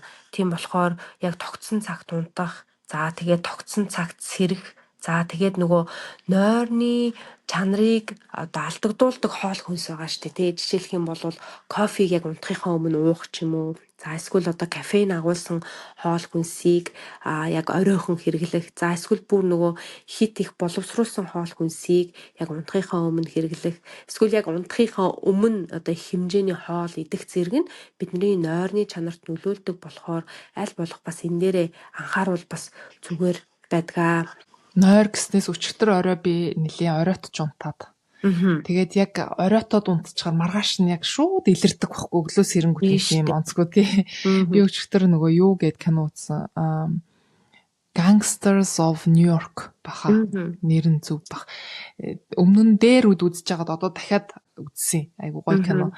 Нойроо ингээд хойшлол унтах цагтаа унтахгүй тий. Би бол нэг 11 цаг гэхэд ер нь унтаад өгдөг. Гэтэл өчигдөр би кино үзээд ингээд оройтоод унтчихлаа ш. Тэгэнгүүт маргаашийнх нь миний хоолны сонголт хүртэлтэй. Би өнөөдөр өглөө шоколад идлээ гэж байна шүү дээ. Шоколад нь бас тодорхой хэмжээгээр сахар агуулгадж байгаа. Тэгэхээр ингээд нойрны нөлөө маш их байдаг. Маргаашийнх нь хоолтонд шууд нөлөө үзүүлдэг. Тэгэхээр одоо бид нар бас юу биш те робот биш дандаа ингээд гоё бүгдээрээ ингээл тогтмол цагт орондоо ороод те дандаа ингээл яг тогтмол цагтаа сэрээд байна гэж байхгүй. Заримдаа ийм тохиолдлууд байна. Гэхдээ болж өгвөл нөгөө PCOS-тэй хүмүүсийн хувьд ялангуяа нойрон дээр илүү сайн анхаарах юм бол үр дүн бас сайн байх нэ гэдгийг номой сая маш гоё тайлбарлалаа. Эргээд нөгөө supplement-ийн талаас бас хараад үзэхээр энэ дээр нэг ийм PCOS-тэй хүмүүст нэг ийм supplement байгаа. Тэр нь юу вэ гэвэл inositol гэдэг. Inositol нь болохоор судалгаагаар аюу сайн үр дүнтэй гэж гараад байгаа юм нэмэлт байгаа байхгүй. Тэгээд би бас нэг энэ дугаараа бэлтгэхийн тулд хэд хэдэн судалгаанууд харж үзсэн. Тэгээд бас манай их сургуульд байдаг оюутнуудад зориулаад хэрвээ төлбөртэй юм яг бидний чиглэлээр nutritional therapist-уудад зориулсан юм сэтгүүл байдаг байхгүй. Тэгээд тэрэн дээрээс би бас нэг дугаарыг үзсэн чинь яг энэ PCOS-тэй хүмүүст зориулаад inositol-ыг нэмэлтээр хэрэглэх юм бол бас үр дүн маш их сайн байна гэсэн юм юу байсан. Судалгаанууд айгүйх байсан. Бүр мета анализууд нөгөө судалгаануудыг нэгтгэж үзээд тэндээсээ шүндэг тий. Тэрэн дээр бас байсан. Тэгэхээр магадгүй энэ хүмүүс энийг хэрэгжилж болно. Би бас нөгөө ширээн дээрээ өдөр ингээ шингэнээ сайн нөхөж явах хэрэгтэй. Ширээн дээрээ голдуу юм жижигхэн юм данханд эсвэл юм аяганд минтний цай бэлтээ тавьчихдээ. Тэгээд минтний цай бас энэ PCOS-тэй хүмүүст сайн нөлөөтэй гэсэн судалгаа байсан. Би уншижсэн байхгүй өмнө. Тэгээд хэдийгээр би PCOS гүч гэсэндээ жишээлбэл өдрийн турш компьютераар сууж ажиллах үедээ бас шингэн авахын шингэнээ нөхөхийн тулд дээрэс нь юм гоё нөлөөн сайн учраас минт цай ингээд уудаг. Энэ минтний цай нөгөө кофеин агуулдаггүй. Тэгээ гоё шингэнээ нөхчин дээрэс нь юм үр нөлөө ихтэй учраас тэгээд нэмээд бас PCOS дээр банга гарч ирдэг сайн үр нөлөөтэй spice гэх юм бол cinnamon байгаа. Cinnamon бол гоё үнэр оруулдаг, гоё амт нэмдэг. Тэгэхээр cinnamon-ыг гэртээ нэг авчгаад хоол унд боорцог талах барихтаа хэрэглэж хийчих болно. Эсвэл ямар ч аргаар хэрэгжилж болно. Ууж байгаа усан дээрээ нэмчихэж болно, цайн дээрээ нэмчихэж болно. Жаахан нэмчих. Тэгээд хэмжээний хувьд бас анхаарах хэрэгтэй. Хэтэрхий их хэрэгжилж болохгүй. Тэгэх юм бол илгэнд муу нөлөөтэй. Ялангуяа касия гэдэг төрлийг нь хэрэгжилж байгаа бол касия нь бас илгэнд сөрөг нөлөө үзүүлэх магадaltaй учраас хэмжээг нь хэтрүүлж болохгүй. Тэгээд сайн эмчин гэдэг нөгөө хэтрүүлж бас хэрэглэх тийм хандлага байдаг шүү дээ. Тийм юм бүхэнд бас нөгөө тун гэж байдаг. Тэгэхээр cinnamon-ыг хэрэглэхдээ болж өгвөл Шри Ланкийн Ceylon cinnamon гэж байгаа. Тэр Шри Ланкийн cinnamon-ыг өдөрт ерөөсө хэрэгжилж байгаа хэмжээг нь нэг цайны халбгаас илүү гаргаж болохгүй. Тэгээд өмнө нь ерөөсө огт хэрэгжилж байгааг бол угаасаа айгу хурц амттай учраас нэг чимэх багтал болно дөө. Ер нь чимэхээр нэмээл. Тэгээд дээрэс нь нөгөө куркумин хэрэгжилж болно. Куркумин өрөвслийн эсрэг үйлчлэгээтэй. Гэхдээ хэрэглэхдээ заавал өөх тостой хоолтой цуг хэрэглэнэ. Би куркумин ууж байгаа энэ өрөвсөл дардаг гэсэн би өглөө шууд газ уугаад гарчтай ингээд нэг хүн надад ярьжсэн байхгүй. Тэгэхээр би наадах чинь куркумин бид чинь орохоор тэрийг ингээд зөөврлөөд явдаг юм өөх тос байд юм аа. Тэр наадах чинь дангаараа шууд тэгж уухгүй. Тэгээд ч шууд өглөө ингээд уухад зохимжтой биш ээ. Хоолтойгоо цуг хэрэглээгээд би тэр найздаа хэлжсэн байхгүй. Тэгэхээр би болохоор яаж хэрэгэлдэг вэ гэхээр куркуминыг зүгээр хоол хийхдээ жоохон нэмчихдэг. Тэгээд банк нөгөө хоолнд угаасаа тос орж байгаа тийм мах хийлэхэд маханд угаасаа тос агуулгадж байгаа. Тэгэхээр куркуминаас нэг жоохон хийчихэд нэг чимхийг ч юм уу хийчихэд ингээд томжин эргээд нөгөө сайн нөлөөтэй үрвслэг дарах нөлөөтэй. Тэгээ куркумин бас хэрэгжилж болж байна.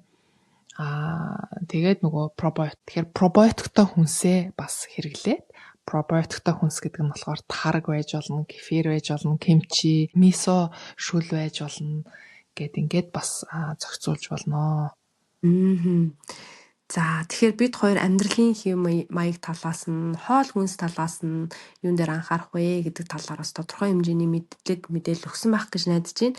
За энэ дээр бас нэг PCOS-ээр орхигдуулж болохгүй зүйл нь болохоор нөгөө эмчилгээний буюу эмийн сонголт бас байдгийн байлээ. Тэр нь болохоор metformin гэдэг юм байгаа. Энэ нь болохоор PCOS-тэй ялангуяа инсулины тэсвэржилт давмгай илэрсэн эмэгтэйчүүдэд хэрэглэх юм эмчилгээний сонголт байдгийн байлээ. Тэгэхээр хэрвээ одоо PCOS гэдэг нь тодорхойлогдоод энэ нь илүү инсулин тэсвэржилт давмгай байх юм бол бас эмчтэйгээ ярилцж агаад эмийг бас хэрэглэж болох юм байлээ. Гэхдээ бид хоёр бол одоо подкастаараа ингээд энэ эмийг уугаараа, энэ эм сайн шүү гэж зөвлөх ямар ч боломж байхгүй. Энийг бол эмч өөрөө үзээд ямар тунгаар энэ хүнд одоо ямар шинж тэмдгийн эмчилгээний тулд өгөх гэж байгаа вэ гэдгээс шалтгаалаад өөр байх болохоор энийг зөвхөн эмчийн зааврын доор хэрэглэх ёстой гэдгийг ингээд бүр дахин сануулж хэлмээр байна.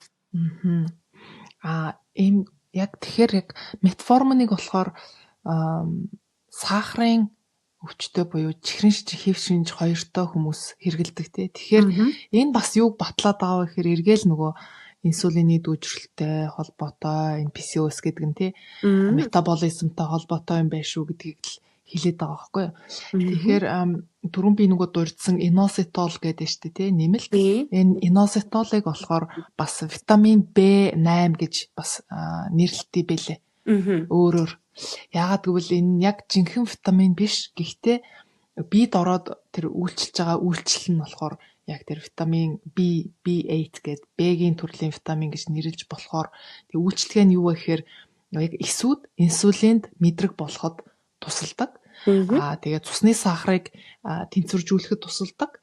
Тэгээд бид инсулины түвшинг бууруулахад тусалдаг гэж.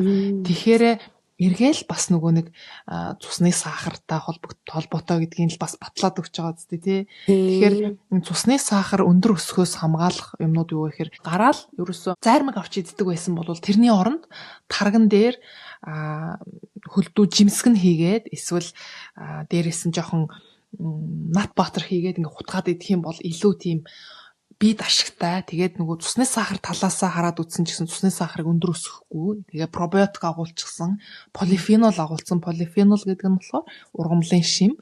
Ингээд ашигтай зүйлсийг биедээ өгөх гэдэг байхгүй. Ингээд жоохон өөрчлөлт оруулаад ерөөсөө л нөгөө нэг сахарын хорхоосол төрүүлээд байгаа, чихэрлэг ундааны хорхоосол төрүүлээд байгаа зүйлсээ багаар багасгаад орлуулах юм хэрэгсээр байгаад л тэднэрээ багасгах хэрэгтэй гэдэг санааг л өгөх гэдэг.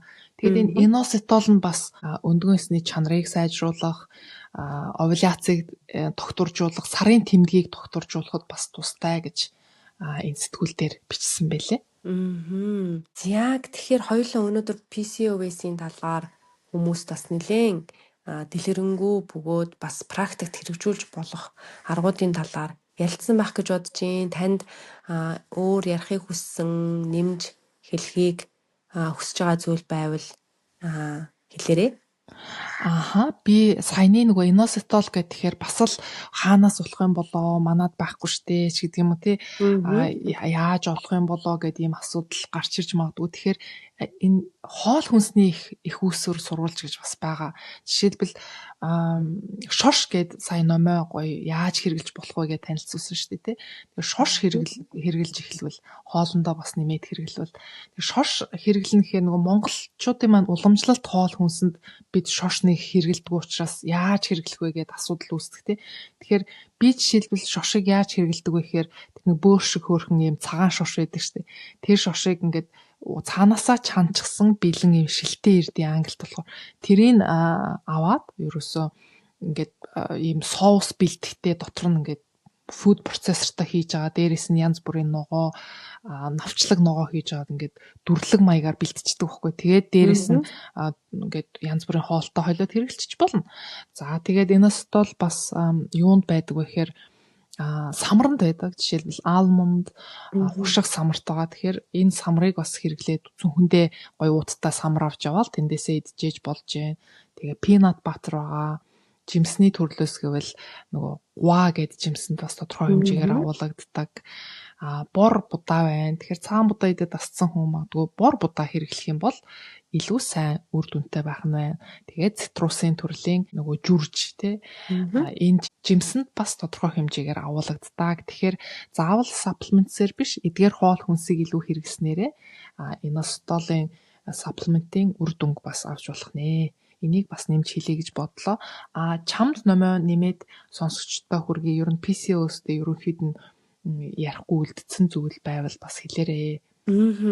За миний хувьд болохоор би ярий гэж бодсон зүйлүүдээ харьцангуй бүгдийг гайгүй ярьчлаа гэж бодлоо. Тэгээд дээр нь мэдээж бэлдсэн зүйлүүдээс мэн та бас нэлээд сайн дэлгэрүүлээд ярьсан байгаа болохоор би бас дахиад ярих нь жоохон зохимжгүй юм болов уу гэж бодож байна. Миний хувьд бол өөрийнхөө бэлдсэн зүйлийг хангалттай сайн хүргэж чадлаа. Заашгүй тий хоёлоо бас нөгөө дугаар бэлдэх гээд нэлээд их олон хоногийг зарцуулдаг цаг тий. Ер нь анхаарлаа зарцуулдаг. Тэгээ заримдаа ингээд дугаар бэлдээд ярахаар маш их юм уншсан мөртлөө нэг тэдэн хувийг нь үлдээчлээ дээ. Сайн ярьж чадсангүй дээ гэсэн тохиолдол зөндөө байдаг тий. Гэхдээ ерөнхий ингээ мэдээлэл өгөөд нэг ийм ялгаатай байдаг, иймэрхүү юм байдаг шүүгээд ер нь мэдээлэл авч чадчихвэл тэгэл сонсогч маань бас хэрэгтэй байх тий. Бид хоёр та бүхний үлдээсэн комментуудаас сонгоод хариулж байгаа. За тэгэхээр өнөөдөр би Одон Чимэг T3Z гэдэг хүний үлдээсэн асуултад хариулъя гэж бодож байна. Асуулт нь юу байсан бэ гэхээр цэвэр какао дээр бурам хийгээд уух нь хар шоколадыг орлох уу гэсэн байна. Маш гоё асуулт байна. Тэгээ энэ даавар дасгал сарын мөчлөг гэдэг бид хоёрын дугаарын доор үлдээсэн ийм асуулт байна. За тэгэхээр цэвэр какао гэж юу вэ? Бурам гэж юу вэ гэдэг хоёроо ойлгочих хэрэгтэй. Цэвэр какао гэдэг нь ерөөсөө л бидний нөгөө хар шоколадны үндсэн орц шүү дээ.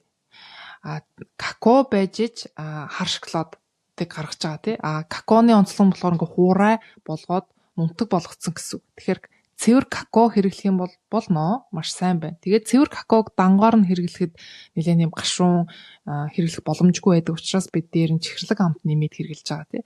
Тэгэхээр бурам хийж байгаа гэсэн. Бурам гэдэг маань нэг үснээ сахар. Гэхдээ сахараас зүгээр цагаан бор сахарнаас ямар ялгаатай вэ гэхээр тэр боловсруулалтын явцад байгаа тэр ашигтай бичил шим ихтэй зүйлс нь илүү байгаа л гэсэн үг шүү дээ. Тэрнээс биш нэг ялгаа байхгүй бусад сахарнаас.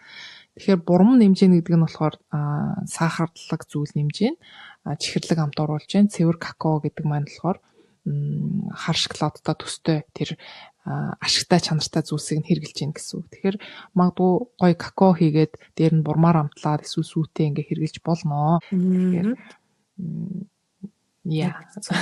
тэгээд бид хоёрын подкастын доор бас хэд хэдэн хүмүүс аягүй гадаад үг хэрглэж байна. Гадаад үг баг хэрглээч гэсэн комментууд байсан. Тэгээд бид хоёр аль болох гадаад үг хэллэг оруулахгүй байх тал дээр хичээж байгаа. За яг Монгол нөгөө хэллэгээр бас бид нар зөв хэлэхгүй бол болохгүй те мэргэжлийн үг хэллэг учраас ингээд өөрөө шууд орчуулад ингээд хэлчих нь бас сохимжгүй. Тэгэхээр мэддэг зүйлсээ яг монгол нэршлэр нь хэлээд мэдэхгүй тохиолдолтой бас ингээд зохиолгүйгээр ингээд гадаад нэршлэр нь бас нэрлээд явах тохиолдол байдаг. Тэгээд аль болох энэ дээрээ бид хоёр бас нөгөө анхааралтай ажиллаж байгаа тийм ээ хэсүүлэгчээ. Тий, тэгэхээр бид хоёрын бас сэтгэлийг бодорой. Ягаад тэгэхээр бид хоёр ч аюу одоо жишээл шалгалт малгалттай үед тэгэл угаас ар гэр мэр гээл зөдөл их завгүй байгаа штэ тий. Тэр дундуур нь жишээлбэл бид хоёр ингээд хүүхдүүд амарсан үедээ сүүлд нэг дугаар бичгтээ бас хүүхдүүдтэй зарцуулах цагаасаа хумслаал тий. Ингээд бас дугаар бэлдэж байгаа болохоор та нар маань нөгөө гоё авж байгаа тэр мэдээлэл мэдлэг тэгээ гоё зүйл дээр нь бас анхаарлаа хандуулаарай гэж гуймаар байна. Тийм хүсмээр байна. Тэгэж хэрэг зөв шүүмжийг хүлээж авалгүй байх уу те зөв шүүмжийг бид хоёр хүлээж ав харин ч сайжруулахыг бодно. Гэхдээ бас урмын үгийг бас бид хоёр хүлээж идэх шүү. Тэгэхээр та нар маань тэрийг бас бодолцоорой гэд гуугаад тахгүй те. За ойлголоо. Өнөөдөр аягүй сайхан ярилцлаа. Тэгээд цаг заваа гаргаад хамт подкаст хийсэн танд баярлалаа. За дараагийн дугаар хүртэл түр баяртай. Баяртай.